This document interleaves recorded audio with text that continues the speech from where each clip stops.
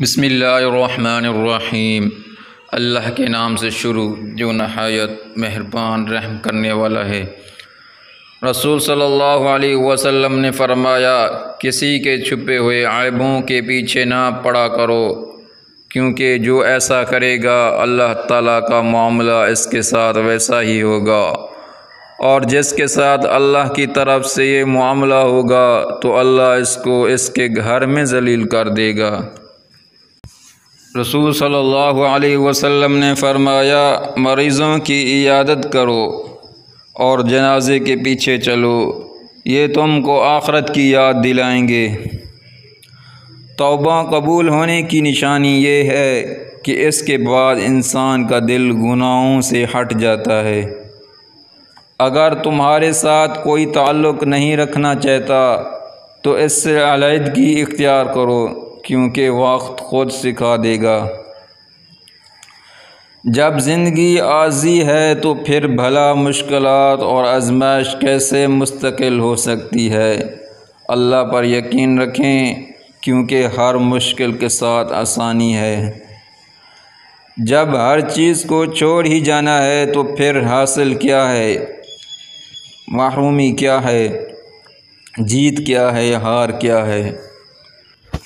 اللہ پاک کو اپنے بندوں کا سردیوں میں کیا گیا وضو اور گرمیوں میں رکھے گئے روزے بے حد پسند ہوتے ہیں۔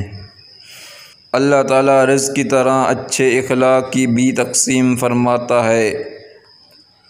رزق سب کو، لیکن حسن و اخلاق اپنے پسندیدہ بندوں کو دیتا ہے۔ کہاں وفا ملتی ہے مٹی کے ان حسین انسانوں سے، یہ لوگ بغیر مطلب کے خدا کو بھی یاد نہیں کرتے۔ آپ اللہ کو اتنا قریب سمجھو کہ وہ آپ کے خاموش الفاظ بھی سنتا ہے۔ امید کا دامن کبھی مت چھوڑیں، کمزور تمہارے حالات ہو سکتے ہیں، اللہ تعالیٰ کی ذات نہیں۔